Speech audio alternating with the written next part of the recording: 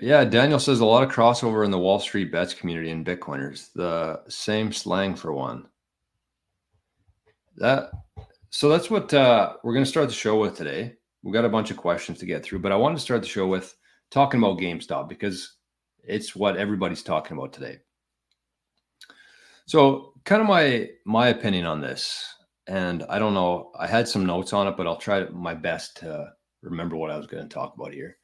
But with these shows, like I do the show every morning, and we watched a video on earlier in the week talking about a guy saying that there's really nobody trusts like the media, nobody trusts the scientists. People trust their favorite influencers. And that's what I want to talk about in regards to Roaring Kitty today.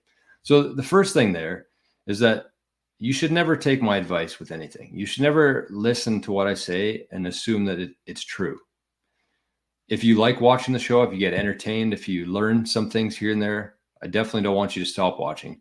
But don't take my word for gospel. I always want you to verify things because I mean, I get a lot of my stuff from the internet as well, and I could be lying about things. And not just me, but anybody you listen to online. Always make sure that don't let their opinion be your opinion. Take in what they have to say, verify for yourself, and then form your own opinion based on it. And Roaring Kitty, the guy from GameStop, is doing a live stream today. And I was thinking about it because if he came on there and he said, GameStop is done, they're going to shut us down, they're going to stop the trades, I want everybody to start buying Bitcoin. You know what would happen there? People would start buying Bitcoin in a very, very big way. But there's a problem with that because this is what would happen. I want you to think through this scenario there. It sounds great. It sounds like we'd have a bunch of new people coming in. The price would probably shoot up and we'd have a really good Friday. But I want you to think about exactly what would happen there. So we're at 71,000 bucks. If Roaring Kitty came on there and said, I want everybody to buy Bitcoin and we're going to screw the system that way. That's what we're going to do. We're going to buy Bitcoin. Instead of GameStop, we're done. That's run its course. We're going to buy Bitcoin. So everybody would go buy Bitcoin. Everybody would be rushing into the exchanges. They'd be trying to get as much as they can. Perfect. The price would go up. We might hit 100. We might hit 200,000, depending on how many people are buying, obviously. But then what? It gets to 100. It gets to 150. It gets to 200. All these people who just got into it today would sell, and it would crash right back down to 70,000 bucks. And what would happen then? Who would be buying that Bitcoin? BlackRock.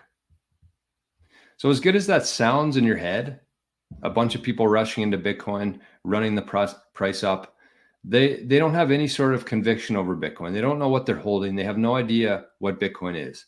So once they see a bit of a price increase and a bit of profit, they sell it. And whenever they sell it, it goes straight to the BlackRock vacuum. So as good as that sounds, as good as that seems in your head, that's not what we want here. And that's why this is actually going to take quite a bit longer than I think that people really understand, because it's so easy to buy Bitcoin, but the hard part is to understand Bitcoin and actually have enough conviction to hold through those times. That's what keeps people here. And that's what the long-term view of this is. And that takes a while. Think about yourself. How long have you been in Bitcoin?